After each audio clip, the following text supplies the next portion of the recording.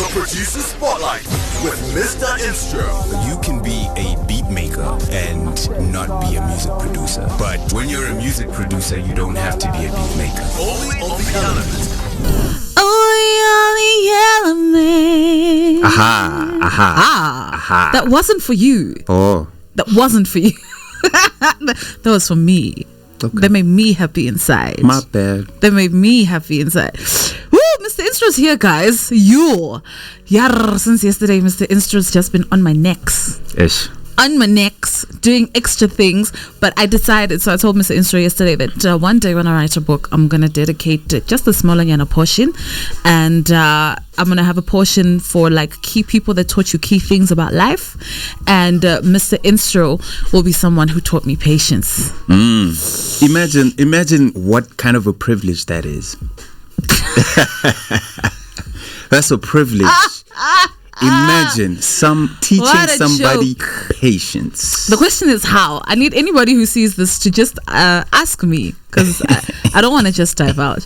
If you see this anyway, just ask me how Mr. Instro has taught me patience, and I will gladly tell you that story. Because if you ask me, then it's not snitching.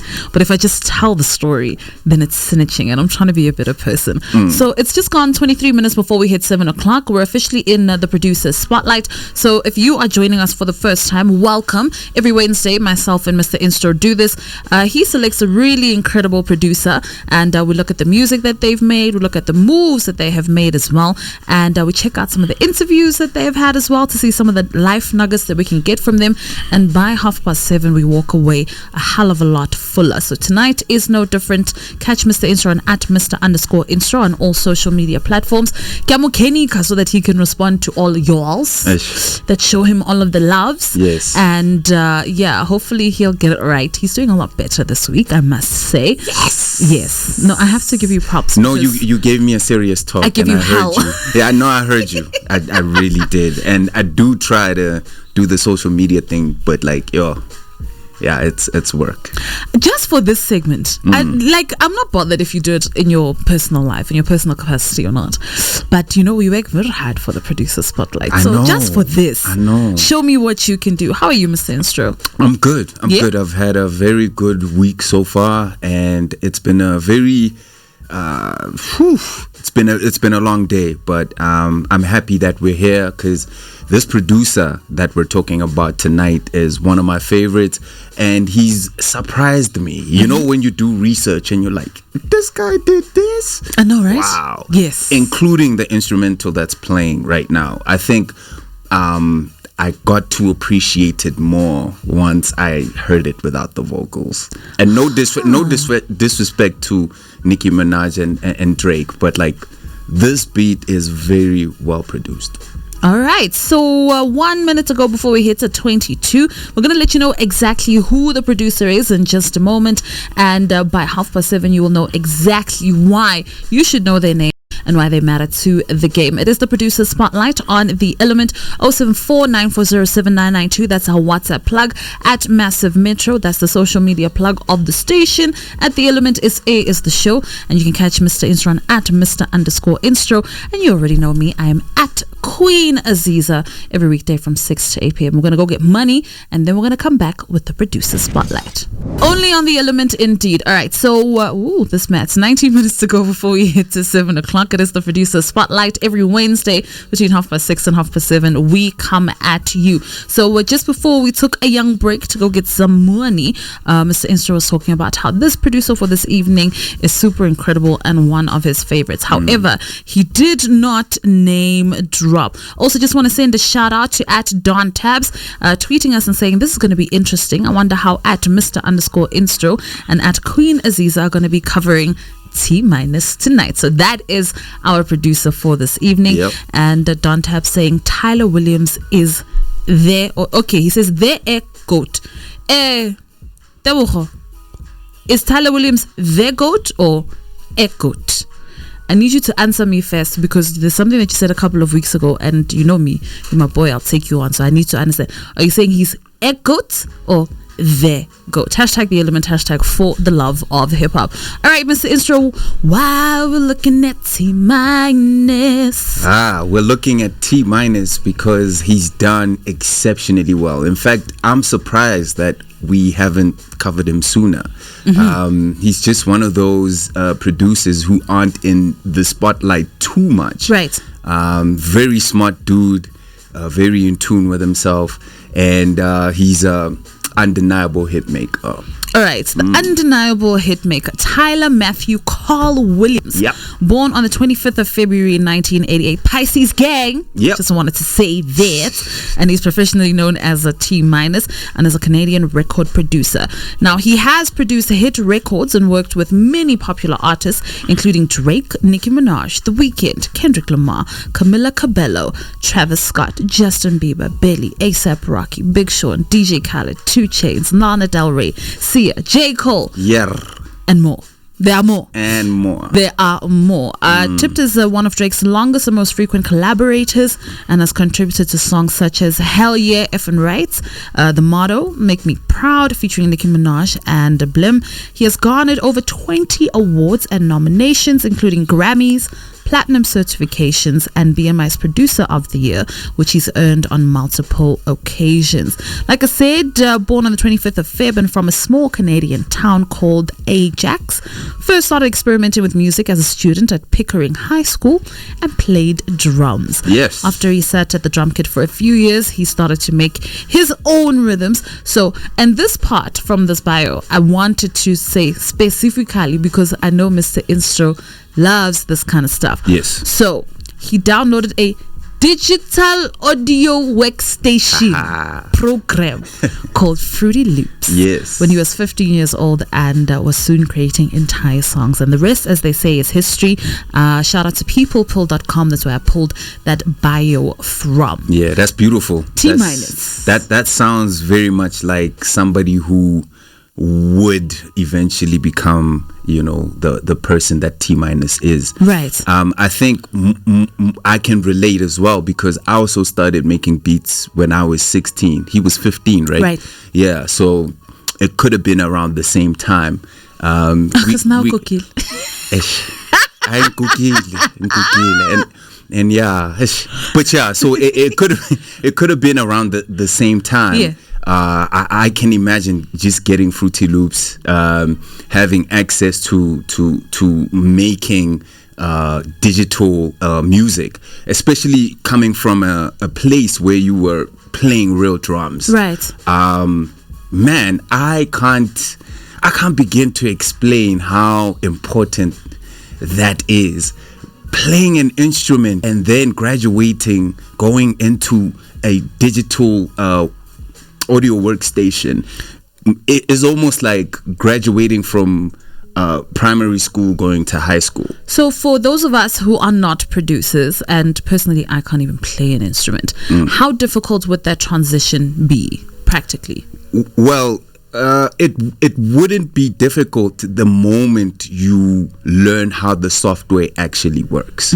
So we've got thousands of DAWs, right? But you need to learn how each one works, or choose the one that you want and then stick with that. And I mean, at the time, Fruity Loops was the easiest to learn. You had your Reasons, you had what else? You had Acid Pro at the time, and those are really good DAWs. But out of all of those, Fruity Loops really came out tops. Right. And it was the easiest. I think it took me maybe about like 2 or 3 sessions just looking at it, because I also had an understanding of music before. So with him knowing drums and mastering drums at a young age, it probably was the easiest thing ever. Crazy. All right, so you just mentioned all these different DAWs, and I was very interested to know, what's the difference between all of them? Is it as simple just as an interface? Are there special things that you can get on FL Studio that you won't get on Reason? And what was the other one? Acid Pro. Yes, Acid Pro.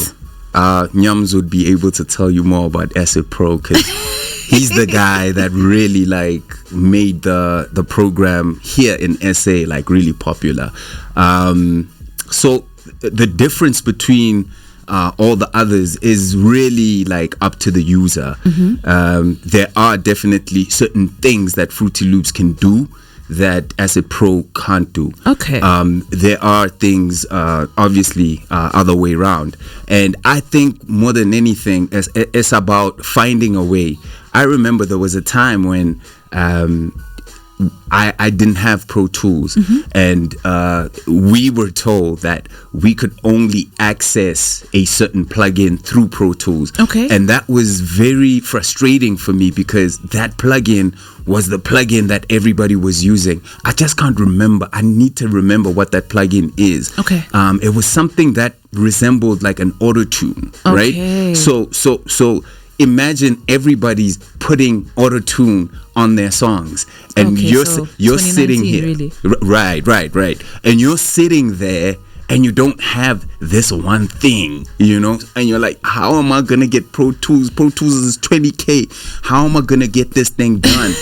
And then you find yourself, you know, going on the internet, searching, and you find a replacement somehow, some way. You know, that's the beautiful thing about also working with a lot of plugins. You will find that a lot of plugins are, you know, they do the same thing, but they just a different manufacturer. One was made in America, one was made in China, and you're like, okay, cool. Let's see how they do, and then you take whatever works for you. So for me, I changed quite a bit. I started with Fruity Loops.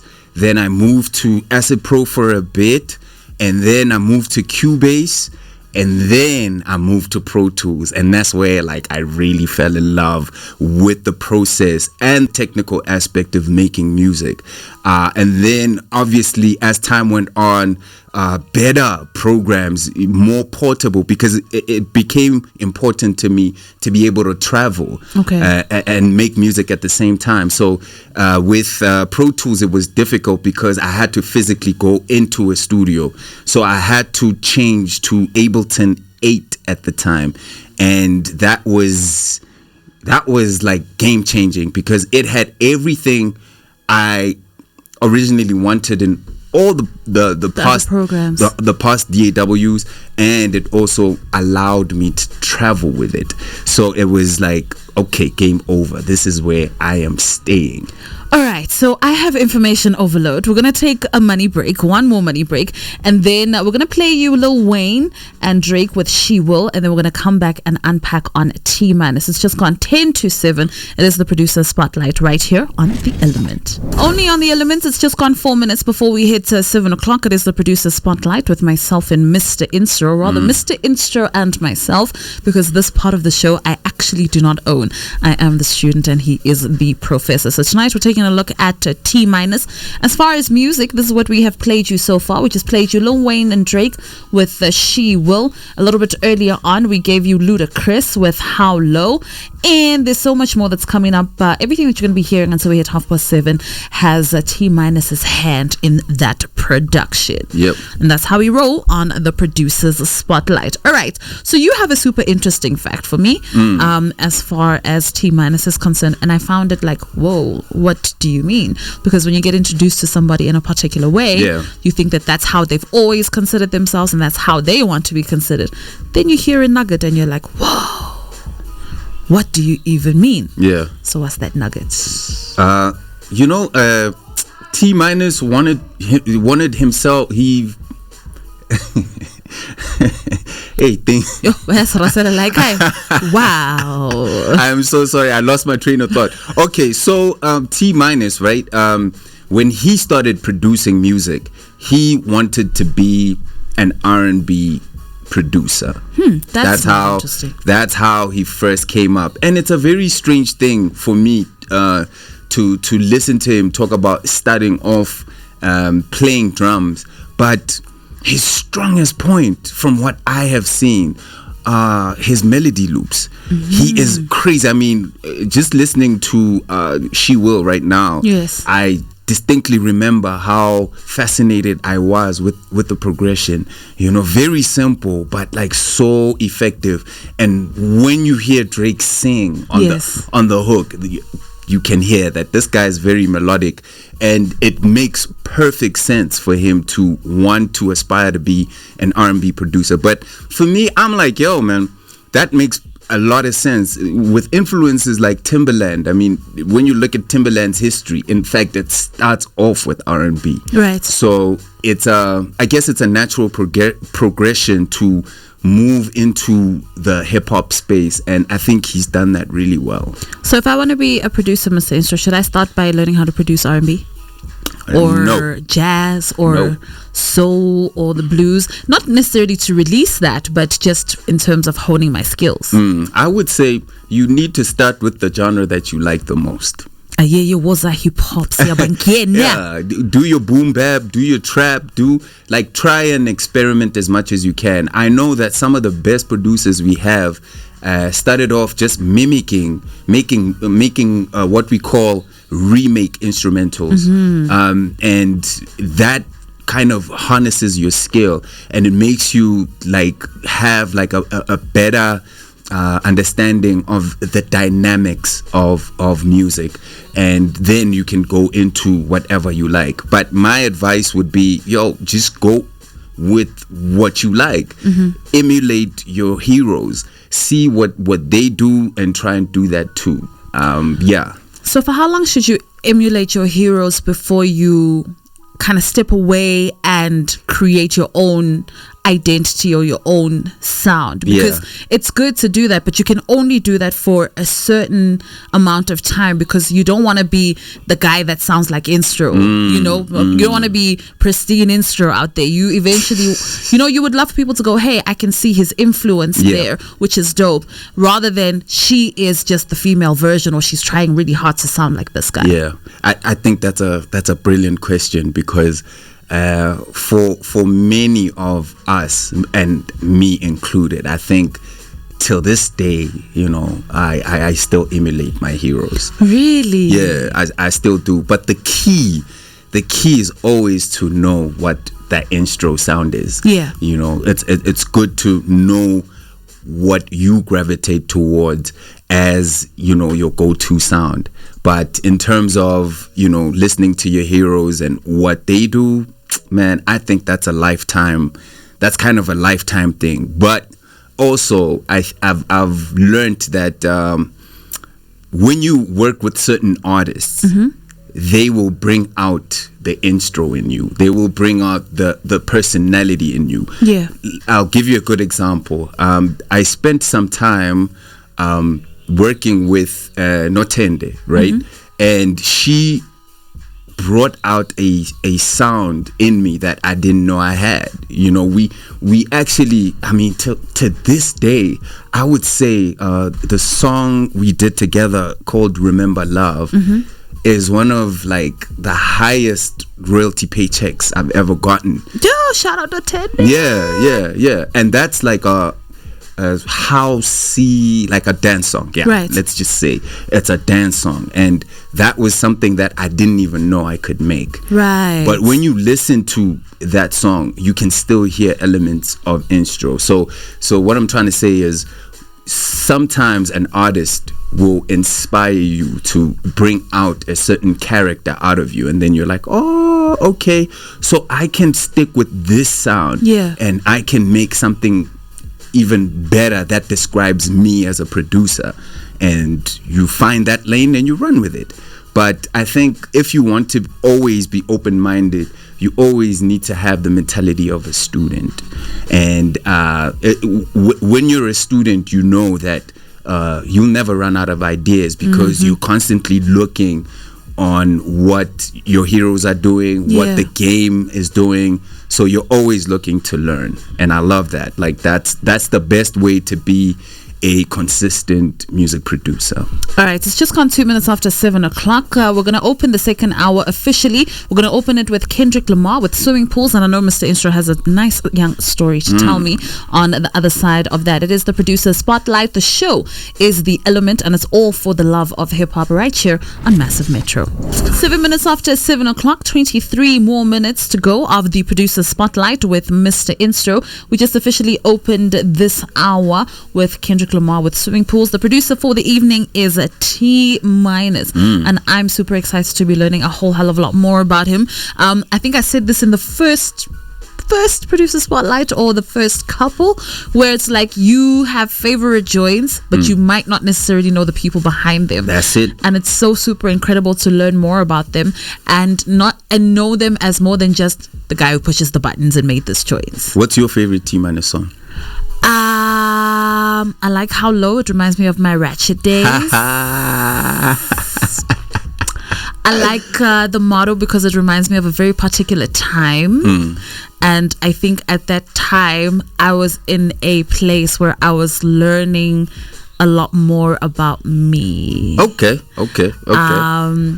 And I'm a huge Kendrick fan. So Swimming Pools also was at a place where I knew myself a lot better, but I was transitioning into being confident in that person. That's beautiful. As well. That's beautiful. So, and I can understand how you would relate to Swimming Pools like that, because T- said when he did the beat for Swimming Pools, he initially thought it was going to be an R&B joint. Really? Yeah. He was hearing voices. He was hearing he was hearing proper singing, but Kendrick is a genius. So also, I gotta stress this, that how the beat got to Kendrick Lamar is important. Okay. So he had a very good relationship with the A&R. So producers, guys, please build that network with A&Rs. Find out who is the A&R at Sony. Find out who is the A&R at Ambitious. Find out who is connecting the artists with the producers, and befriend that guy. That's how you get placements. A lot of you people are out there creating all sorts of formulas about, what you need to do is make a hit, or it must sound like this, yes. It must sound like Dr. Dre, or it must sound... No, it doesn't work that way.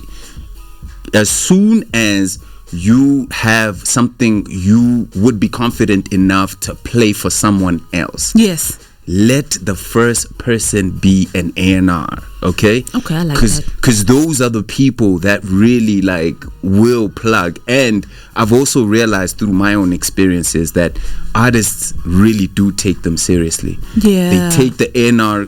When the A&R guy says, nah, this won't work, they actually listen. So producers, A&R people are your people. That's how you get placements. So yeah, that's very important for me to mention. And also with Swimming Pools, right?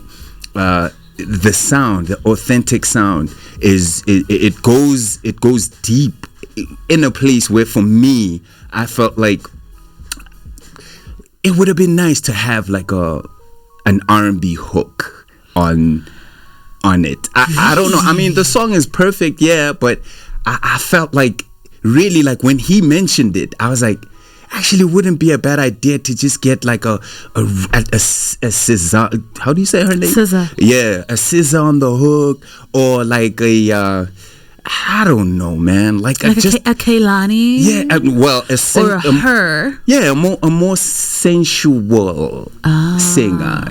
Somebody who can bring a more Tiana Taylor.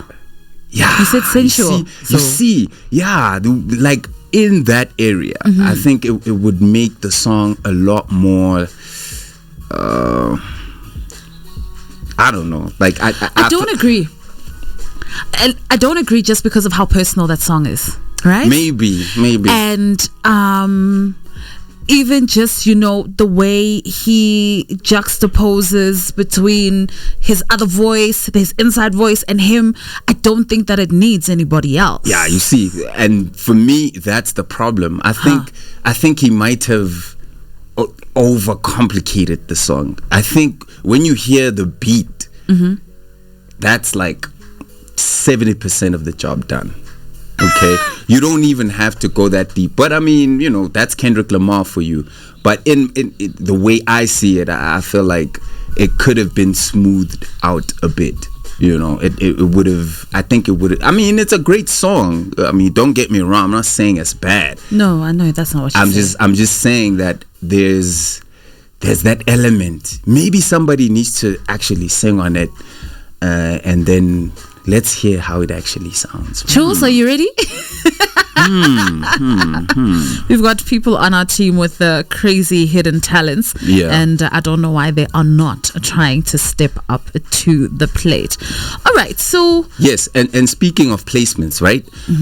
I think it's critical, right? Obviously, get to know your A&R, get into that space, right? But I have to stress that it's more important to be fulfilled in the music that you're doing than it is to listen to what people are doing and then going to shop that. Do you understand? There's producers out there who, I know I was that producer for like a very short time, but I very quickly realized that no, I am not fulfilled. It's so important as a creative to be fulfilled. We need to play your song and you go, yo, that's my joint, right? You know, not be there like, not this again. Exactly. Damn it. And you'd be surprised at how many artists have that kind of thing. Like, they don't like to hear their own songs. And it's like, okay, I understand. Maybe you hear it like 10,000 times. Cool. But there should be a general love, you know, especially when you see someone else enjoy it. I think that's been a very dope thing to see for me, you know, to see somebody go, yo, dog, you know, that joint just, yeah, I don't know what you were thinking when you were doing it. First 48.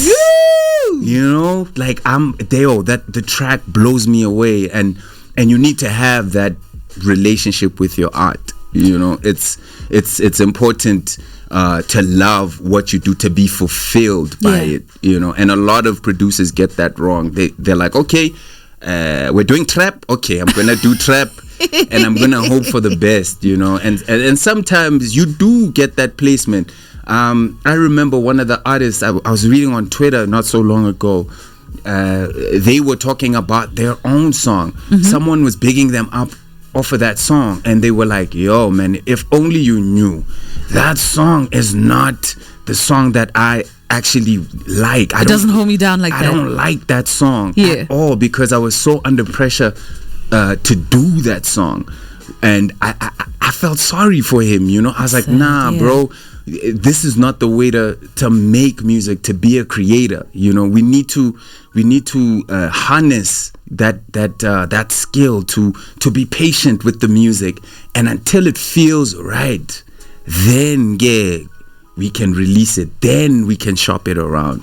So be content with your sound, you know. Don't do things just because other people are doing them, right? Just be content, be fulfilled with the sound itself. You as the producer must be happy first, and then take it to the next level. All right, so now it's gone 16 minutes after 7 o'clock. We're gonna play a hit. It's called a hit because after this I want to talk about hit making. Yes. And T Minus's thoughts, philosophies, feelings, nuggets around hit making. So I'm going to play you Drake and Lil Wayne with The Motto, and then we're going to come back and start to wrap up the producer spotlight for this evening. 19 minutes after 7 o'clock, it is the producer spotlight. We're taking a look at T Minus tonight. So that would be myself and Mr. Instro right here on The Element. So shout out to Don Tabs. I can tell Don Tabs oko living. Let me tell you, Don Tabs is my boy. Ne? When he's working, you cannot touch that man. Right. When he is on leave, this is what it's like. Super beautiful. engaged and really dope stuff. All right, so we were having a conversation about swimming pools early on, and he says, I disagree with Mr. Instro regarding swimming pools. Not to say that he's wrong, but it's more of what that song exposed me to as far as mixed by Ali's engineering technique is concerned. I mean, yeah, definitely. I mean, he's saying he disagrees with me, but I feel like it's one of those situations where listen to the instrumental and take Kendrick out. Okay, that's the first thing that you need to do. Then you'll hear the R&B aspect that I'm talking about, right? If you listen to the beat without Ali, without Kendrick, without that influence, we're talking about T minus at this stage, right? When you listen to that beat, you'll hear those R&B elements. You'll hear that the progression is for someone who is singing. That's why even Kendrick's rhyming is so melodic, right? But I cannot take away the genius of the song. Okay, the song is brilliantly produced, the song is brilliantly written because it's Kendrick. If you put any other rapper on there, you're gonna hear it. You're gonna hear that, okay, cool ish, maybe a singer would have been nice for the hook. You understand? It's one of those situations where it's like it's a special case because it's Kendrick, Right. You know what I mean? So that essentially means that if we're listening to the beat by itself, you can tell that, okay, cool, there's an R&B element to it. All right, so I'm gonna leave it to you and Don Tabs to duke it out. Now I'll respond on the socials. On social media. Yeah. What I love about this is that Don Tabs can also hold his own in this particular arena. So that'll be super interesting for me to watch from afar. Let's try Lord. Once I'm done here, 7:30, I don't really want to know much more because little my technical and then little lash. All right, so before all of that happened, we gave you Drake and Lil Wayne with The Motto, and I said I wanted to talk about hit making. Yes. As far as T minus is concerned. Yes. And there's a nugget that you want to give us. Yes. So when you make a hit, okay, half the time you don't know that it's going to be a hit. Right. Okay. And T minus mentions very explicitly that he doesn't consider himself their best. Oh. You know, and I found that very interesting for someone who's done exceptionally well. You know, he's done so well for himself and for his sound. For him to not consider himself the best is strange. But then he went on to explain that it's important for him to move to the next song. You know, once that one song is done, it's important to move to the next one because you're only as good as your last hit, which is so true. It is so true. You're only as good as your last hit. There are so many producers that have produced like a colossally big song. Right. I actually the song Old Town Road. Yes. Lil Nas X. Yes. See, the producer who did that beat is like someone who has no experience, placement experience. He was just a beat maker that was doing his thing, right? And I can imagine how crazy that must have been for him to move from one place to another. And when you get to that part, you struggle because now you're trying to make another Old Time Road. You know, and you need to also have like a very strong, you need to be strong-minded to be able to move past the pressure that comes with making hits, because it's pressure. It really is pressure, especially if it does as well as Old Town Road did, you know. And T minus makes it very clear that for him, it's like, yo, it's awesome that I've been able to do all of these things, but we all know we got to keep it moving. You're only as good as your last hit. And that sort of like makes him humble in my eyes. You know, it makes him aware of himself, and aware that this game can change like this. That's true. And it usually does. Yeah. Yeah. All right. So we have got 5 minutes. 5 minutes to go before we reach the end of the producer spotlight, and we still have a joint to play. So, Mr. Instro, any final things that you want us to know as far as T Minus is concerned? Yes. This is the last thing I'm going to say about him, and I hope each and every producer sort of like gets or at least tries it once. Okay, as creatives, no one really has the formula. Okay, when you make music, sometimes you can make what sounds like real trash. Yeah, and then it just catches. Do. Yeah, and then it catches, and everybody loves it. So there's nobody who has a set formula that can work for everybody. Okay, but I think this also counts as a personal quality. You have to be firm with your decision making. That's the one thing that I really didn't think about, and when I heard T Minus mention it, I was like, actually he's right. As a creative, you have 20,000 snares, 20,000 kicks, so many options. You need to be able to be decisive about, okay, cool, I'm going to stick to this. In fact, I would say it's important to mess around in the beginning stages, right? Mess with your snares, mess with your bass, mess with whatever you need. But once you have stuck with something, stick to it. Be firm in your decision making. Make sure that, okay, cool, this is the bass I'm using, and I'm going to use that bass. Until the end of this. Yes. And I'll tell you why that's so important. It's because when you're settled in your creativity, when you're settled in the sound, when you're settled in the beat, then it's easier to move on. Right. A lot of producers are chopping and changing and not finishing. They are not finishing the music that they're making because they are not decisive. So it's important, guys. You need to come. It's fine to experiment. I'm okay with people experimenting, but once you have selected that thing, selected that hi-hat, selected that bass line, commit to it. Yeah. Stick to it. See what it does for you. And then maybe, you never know, it might be something else. And the good thing about it is you can always make another beat. True. If that one doesn't work, then make another beat, because it's a real problem. It's a real psychological problem for a lot of creatives where you get stuck. Yes, that's true. You can't grow because you can't finalize your decisions. Yeah. So that's my last nugget. Yo, please, guys, I'm also a victim of this. I've got so much music, but because I've been chopping and changing it and replacing this and taking that vocal out, and 3 years later, nothing is out. Do you understand?